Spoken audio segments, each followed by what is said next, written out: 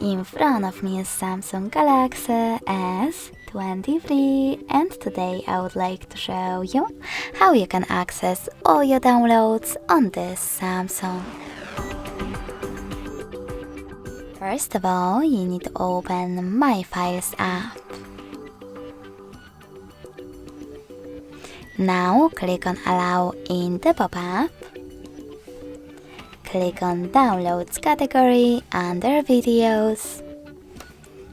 And as you can see, all my downloads are over here. If you want to access one, just click on it. And now it's open. Thanks so much for watching. If you enjoyed this video, smash that like button, comment, and subscribe. Bye!